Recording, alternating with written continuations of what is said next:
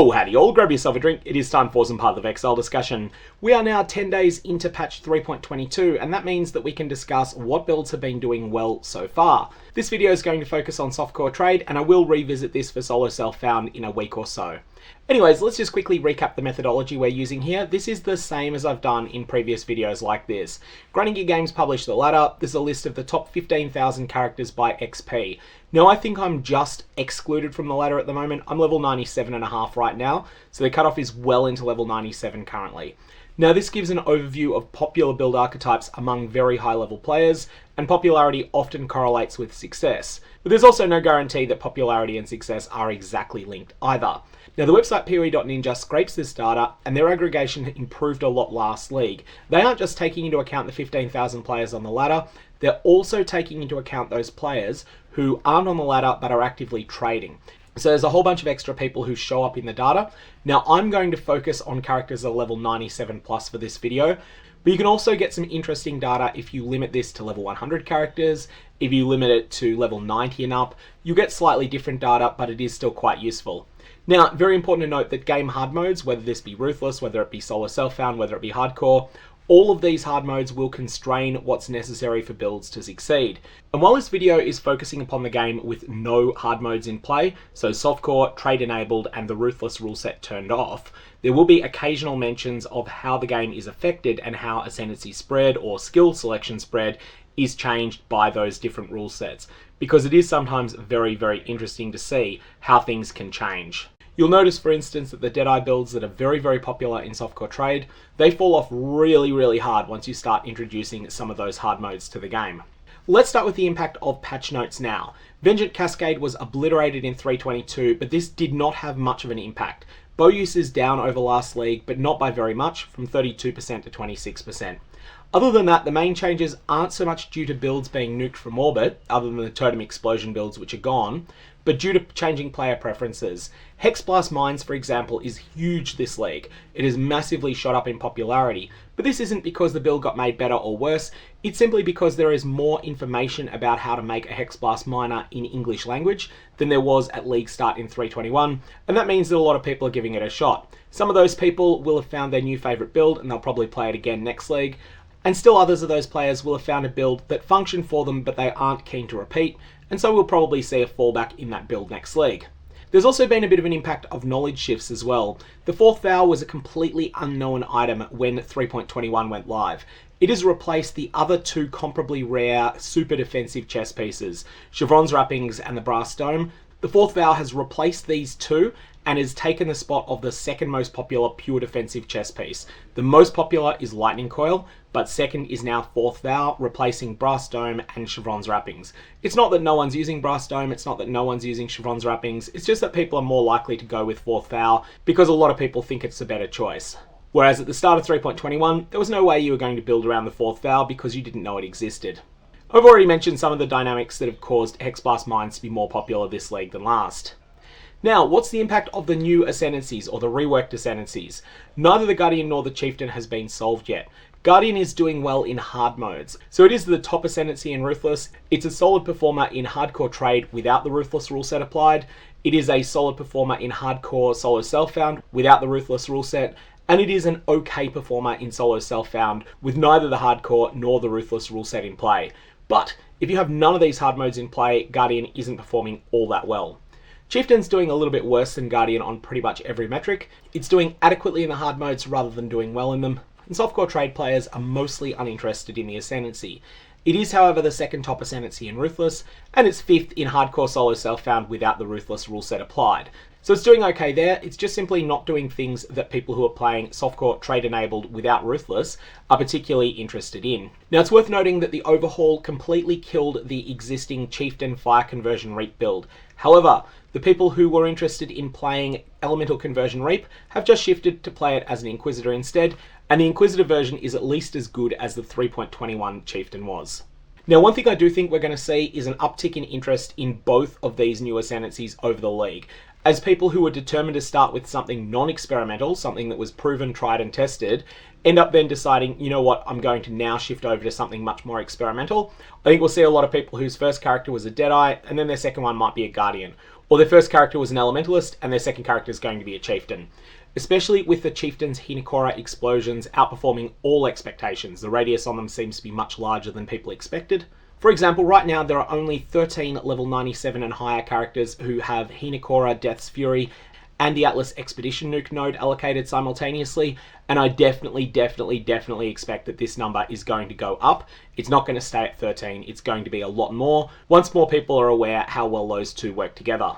But for now, at least in a softcore trade, non-Ruthless environment, the Overhauls have had very little impact. This, however, has been the case in the past, even with Ascendancy Overhauls that have turned out to be fairly good. Especially with the Trickster, but also with the Elementalist. When they were overhauled originally, not that many people were interested in playing them early on. It took a while for them to shine, but they definitely did start to shine over time. What about the new support gems? We'll go through all of those, but none of them are really tearing up the meta, with the exception of returning projectiles, but that's just doing okay. It's not tearing things up. So the flag of Controlled Blaze is being waved by exactly one Brave Pioneer above level 97 so far in the league. Corrupting Cry has been good without being popular. There are definitely people who are having a lot of success with this, but there's just not a lot of them at the moment. I think with Corrupting Cry, there's a very large number of people who have had a wait-and-see approach to this gem. They're interested in playing with it, they're interested in trying to make it work, but they wanted to let other people be the pioneers that take the risks with it first, and then after that, they're willing to then give it a shot seriously themselves. This is going to be the case with a lot of gems and a lot of other character build options in general in Path of Exile, but I think it's been especially true with Corrupting Cry, especially given how much discussion there is, and also the amount of optimization chatter that there's been around this gem as well. Trauma support is in an interesting place. Almost no one is using the superior version of the gem, but Divergent Trauma is actually performing pretty well on a number of builds. The thing is that getting set up to use Divergent Trauma support requires a fair amount of gear, and I expect that this is going to tick up in popularity as the league gets a bit older, and as more people have access to that gear. Volatility support is doing fine, about 1% of players are using it at the moment, and really this is waiting for a Gladiator overhaul. If Gladiator gets overhauled, then we're going to start seeing this gem getting used a lot more. There's a lot of synergy between bleed builds and volatility, there's a lot of other things that this is going to do, it's just not there yet. Flamewood support is a complete miss. I did try this, 1 second cooldown is simply too long. Path of Exile is too fast paced a game for once per second procs. And rounding out the red gems, Guardian's Blessing is good with 2% of players using it. 2% might not sound like a lot, but there are hundreds of support gems in Path of Exile at the moment, and so this is actually above average. Looking at the green gems, returning projectiles partially makes up for the loss of Vengeant Cascade, although it is a lot worse. Very popular with 7% of level 97 and up characters using it. And just to clarify here, that's 7% using it on their main skill, an additional 2% use it on an auxiliary skill. Sadism support is on 7 characters more than I expected. That is, it is on 7. And Locust Mine support is on only 1 character level 97 plus, and this likely indicates that Artillery Ballista is simply too good for Locust Mine support to have any real home. Artillery Ballista does the same thing Locust Mine is intended to do, i.e. provide additional damage against bosses when you need it most, but it does so with a lot less clunkiness, and that's the reason that Locust Mine is so unpopular at the moment. It's not actually that Locust Mine is bad, it's just that something else does the same thing and does it better, and as a result, no one is really interested in using Locust Mine. Next, in the blue support gems, we have one brave soul who is running Frigid Bond on their character. This one had me excited for a second. I was thinking, oh, we could have something fantastic here. And then I had a look at their profile and my hopes and dreams and aspirations were crushed because it was not actually supporting a link skill. It was just sitting there in their boots. Presumably they'd been leveling it for some reason and then they'd forgotten to take it out once it hit level 20. And it's just sitting there, not attached to anything, sitting sad and lonely. Poor Frigid Bond. Who would have guessed it would be such a dud? The main reason it's so bad is that links are a really niche playstyle anyway, but the players who are interested in using links are not interested in adding auxiliary effects to their links, they're interested in making their links better, and Frigid Bond does not achieve that. Fresh Meat support has a single narrow niche use case, but it is very, very good there. That is the Skeleton Mage Necromancer. In that niche alone, it is a fantastic support gem. Sacrifice support isn't there yet, but do not rule it out. This is very much a second build type of support gem, so I do expect we will see more use of Sacrifice support as the league ages. Devour support is being used by exactly 2 high-level players, And whilst I was impressed with the specific use case that one person had come up with, which is pretty simple really, it's Vaal Ancestral Warchief on a melee build, but they have it linked to Culling Strike and also Devour support as a way to just gain mana and life during combats. It's still of very minimal significance to that player's build, and it's going to be of even less significance to most players' builds. And honestly, this one gets my pick as the worst of the new batch of support gems. At least with Frigid Bond, you could use it on a meme build and it would be irreplaceable there. For Devour, it's replaceable everywhere. Finally, we have Spellblade support. Now, this has found one use so far, but it is very, very good in this particular use case, and that is on Vixen's Entrapment Impending Doom builds. Now, the reason that this is being used here is that the Breath of the Council unique scepter is simultaneously a fairly hard-hitting actual source of damage, but on top of this, it is a really good stat stick for Impending Doom. It is providing a very large amount of percentage chaos damage, and so it ends up being quite a good stat stick at the same time as adding a lot of damage. One of the reasons Impending Doom works well here is that Impending Doom can't gain from boost to skill gem levels. It can only gain from boost to support gem levels, and good luck finding a caster weapon that will provide a boost to the level of support gems that are located in your gloves. And that's why Breath of the Council plus Spellblade support is working so well. Okay, so let's have a look at the top 12 Ascendancy spread. And you no doubt see that bright yellow section, that is the bottom 7 combined. You will see there's a lot of Deadeyes, there's a lot of Pathfinders, there's a fair number of Saboteurs, Inquisitors, Ascendants, Elementalists, Necromancers, Occultists, Champions, Juggernauts, Hierophants, and Tricksters, and not all that many of the rest. There's a number of factors that are causing this though. Firstly, it is that spell suppression is so good, and that means that anything on the right side of the tree has a substantial defensive boost over what's available on the left side or in the north area of the tree. You can definitely get yourself adequately tanky on the right hand side of the tree, probably a little bit easier than you can on the left or the north of the tree. So the first reason for this is that spell suppression's in a really good place. The second reason is that the right hand side of the tree offers a lot of damage projection, and in the case of softcore trade specifically, damage projection is king. Damage projection is more important than survivability because damage projection hitting the whole screen at once ends up getting you more loot faster, and if you do want to get tankier, then getting more loot faster, even if you're dying occasionally, ends up getting you to the point where you're tankier quicker. That's the reason that especially early in the league, the Deadeye is so very popular at the moment. So Deadeye isn't a boot stomping down on build diversity at the moment, but it's getting a bit closer to it than we've seen lately. It's seeing more play than the bottom 9 Ascendancies put together. A big factor of this is just that Deadeye is the fastest for loot acquisition, and in softcore trade, that is everything. Deadeye, however, does fall to 12th in hardcore trade, and 14th in hardcore solo self-found. It has genuine weaknesses, but the softcore trade meta plays well to the strengths of this Ascendancy and doesn't really care about those weaknesses. Whereas when more punishing rule sets like hardcore are in play, then it ends up being very different. The low end of popularity, however, is still fine. I would argue that only 2 of the Ascendancies are actually bad at the moment. This is the Gladiator and the Assassin. Neither of them are particularly good at anything. For example, one of the less popular Ascendancies at the moment is the Chieftain, and I've definitely seen an uptick in interest in the Chieftain since I posted a video of me killing the Minotaur with it while AFK. The Chieftain's probably still a bit worse than the Juggernaut overall, but it's shiny and it's new, and it's only a little bit worse than the Jug, and so I expect there'll be a lot of people trying it. Okay, so let's go through some of the skills that have been performing the best. Firstly, the very top performer, depending on how you count it, is Hexblast Mines. 1,833 level 97 plus players are playing this build. Now this build has been good for a while, but in the 3.21 league start, only Korean language players were talking much about this build. From what I've been able to ascertain last league, it seemed like the Korean language Path of Exile community pretty much regarded this as the only S-tier league starter. Whereas the English language Path of Exile community were all talking up Boneshatter, talking up Righteous Fire, and talking up bow starters, the Korean language community were all solidly behind Hexblast Mines. Now most of the players playing this build either already have or aspire to getting the Wrathpinth Globe Dissolution of the Flesh package, stacking a whole bunch of life and doing staggering amounts of damage that way. Saboteur is a primary ascendancy for this character archetype, and it's about the only reason that people are playing Saboteur right now. A strong argument could be made that this is actually the number 2 build, and that my number 2 and 3, which are going to be Tornado Shot and Lightning Arrow, should be combined into one build. I'll let you make up your own mind on that, but if you do decide to combine Tornado Shot and Lightning Arrow, then they will end up absolutely eclipsing Hexblast Mines. The next category is our number 2 and our number 3, and this is the former Vengeant Cascade builds.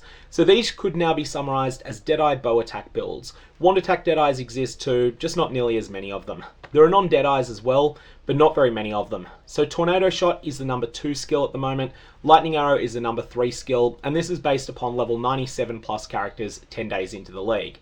Now, one very important caveat for those of you who are late starters to the league, who are looking at what's working well before you decide what you want to play yourself, do not, whatever you do not league start Tornado Shot. If you want to become a Tornado Shot character at level 97, please start as Lightning Arrow instead, because Tornado Shot is an absolutely terrible skill until you've got good gear, but once you've got good gear, it becomes incredibly strong.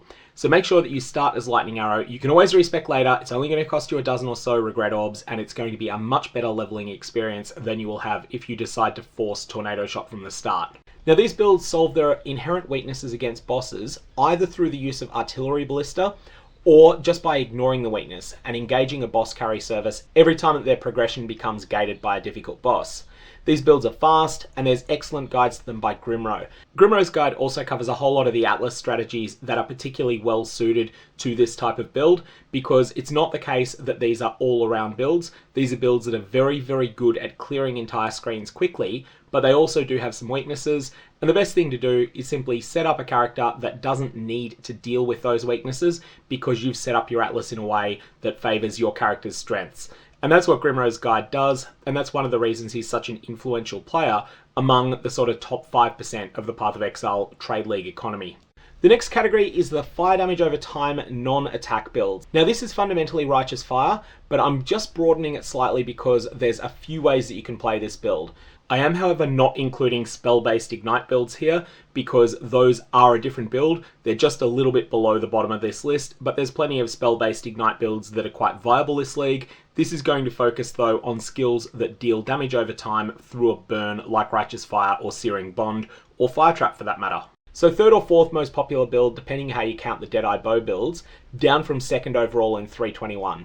I don't think the reason it's fallen a bit in popularity is due to anything other than just people having felt like they've already played it before and wanting to do something else. Now, the most popular approach here is Righteous Fire in a pseudo 5-link or 6-link helmet, and Fire Trap as a 6-link in a chest. But this is far from the only option, and my personal preference right now is Phantasmal Searing Bond. But you can definitely mess around with a lot of these things. They are all fundamentally the same build. Interestingly, there has been a resurgence in Inquisitors and a decrease in Juggernauts playing this build.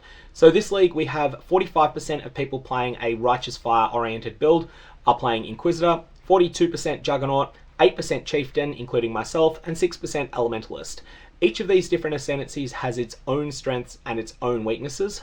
Elementalist has the best clear, definitely, of them all, but is absolutely reliant upon the unique Flask Oriath's End, which is not easy to get your hands on as it is an Uber Cirrus drop, and it is not a common Uber Cirrus drop. Inquisitor generally is the best all-around package for killing bosses with Righteous Fire. Juggernaut tends to be the most durable, and the newcomer Chieftain has worse performance against monsters that have non-extraordinary fire resistance, but has the best performance by far against extraordinary fire resistance monsters, such as a monster that's been buffed by a Searing Exarch altar that gives it plus 80% or even 160% fire resistance. All of them have their own unique strengths and weaknesses, and fundamentally all of them except the Elementalist are essentially the same build, just with a few different tweaks on it. Now, we'll say that the Righteous Fire type builds are not well placed for the Trials of the Ancestors content. Fire Trap and Searing Bond do definitely pull some work there, but they're just not that effective because you need to inflict hits on monsters if you want to stun them out of a channeling attempt. Pox's guides to the Juggernaut and Inquisitor versions of this are outstanding. Highly recommend looking at those if you're interested in playing this build. Also, let me know in the comments of this video down below if you're interested in me potentially putting out a Chieftain guide in the future for this. Well, next, no one expects the Spark Inquisition. Always critical strike based, the Spark Inquisitor generally converts damage to cold via Call of the Brotherhood, and there's some evidence that this item was made more common a couple of leagues ago. So it seems to have gone from tier 2 rarity, the same rarity as Chevron's Wrappings back in 3.14, to tier 3 rarity, i.e. the same rarity as Cold Iron Point or Heat Shiver, in 3.21. Not sure exactly when this happened, but it does seem like it's pretty strong evidence that it has happened. Now, Call of the Brotherhood allows really explosive scaling where you can get full benefit from Wrath, full benefit from Hatred, and so both of those auras can multiply your damage. But even better than that, you can then scale up your damage even further by getting a whole bunch of aura effect on your character. The Synthesis Unique Scepter Nebulous does the rest for you.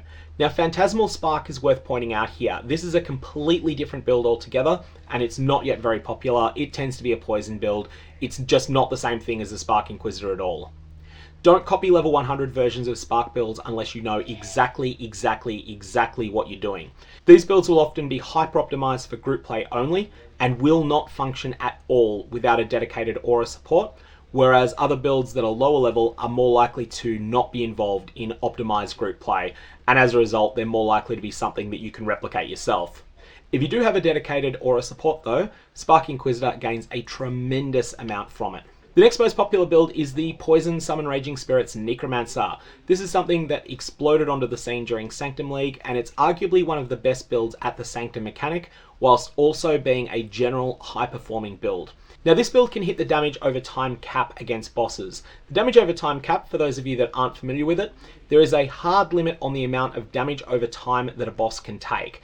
And this is 2 to the power of 31 damage per minute, which is approximately 35 million damage per second. This is a coding limitation in the game. So the build can hit dot cap, but it can do this while investing minimal player actions into actually inflicting damage to the enemies. This allows a focus on a highly evasive playstyle, so allowing you to more effectively get out of the way of monster slams and things like that. But it also has the fairly solid Necromancer defenses on top of that. This is a quite well-rounded build, and very good if you're looking to do Sanctum content.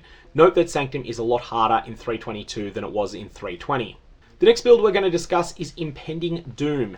Now, this build was somewhat interrupted by a bug fix / bug reintroduction in patch 3.22. Vixen's Entrapment is not meant to work the way that the Impending Doom builds use it. Now, Spell Cascade has a weird interaction with gems like most curses that gain increased area of effect with gem level, and gain a lot of it.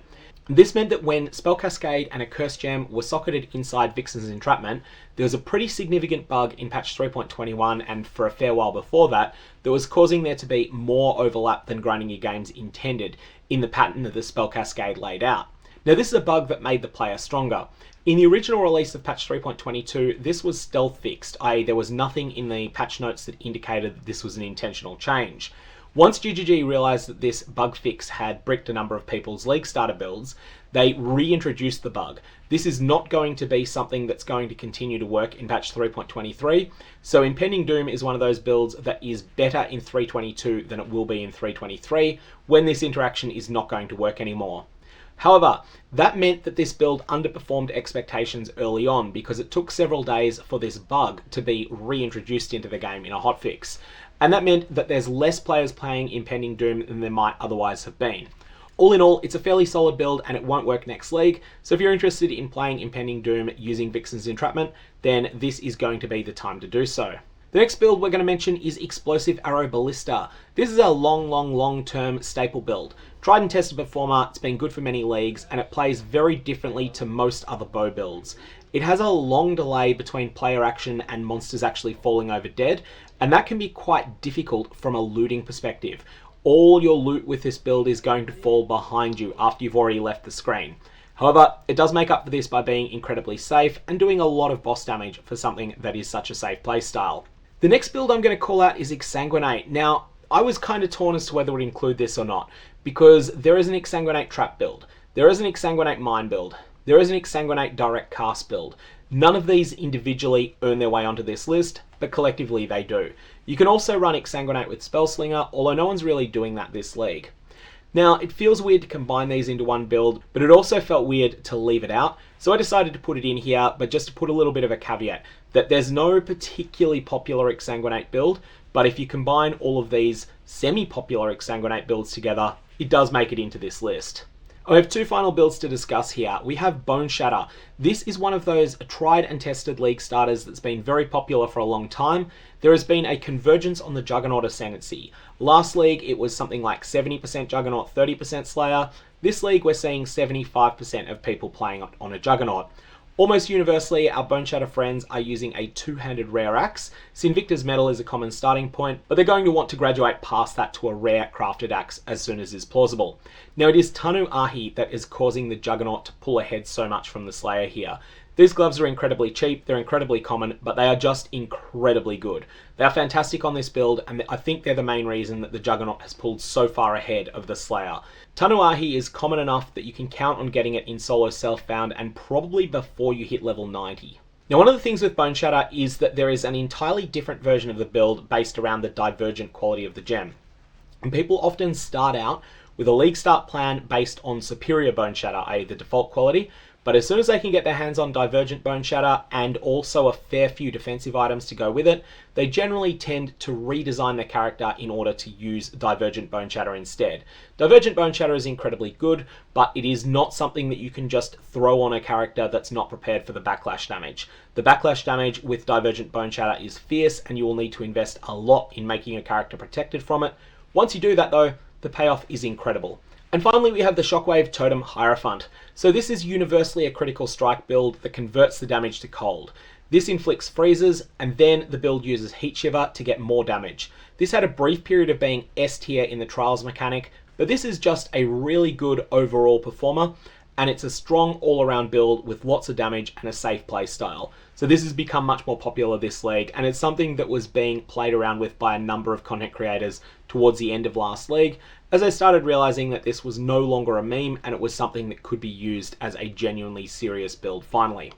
The final thing we'll discuss in this video is Breakout uniques. Hyrri's Ire and Profane Proxy have seen a huge uptick in use because they're used on a couple of the most popular builds this league. I had a Hyrri's Ire drop day 3 and got 3/4 of a Mirror Shard for it. Profane Proxy is a bit more common, and as a result it's not really worth all that much, but it is still a much more popular item than it's been in the past. Vol's Vision keeps ticking up in early use as well. This is an item that has been really good, especially in conjunction with Calm Spirit. Replica Dragonfang's Flight and the Sanctum uniques are all popular this league as well, and Replica Dragonfang's Flight is the most popular of the new uniques that's been added. Anyway, that is a quick overview of the Week 2 meta in patch 3.22. I'm going to leave it there. May your Varlobs have interesting results, and I will see you around.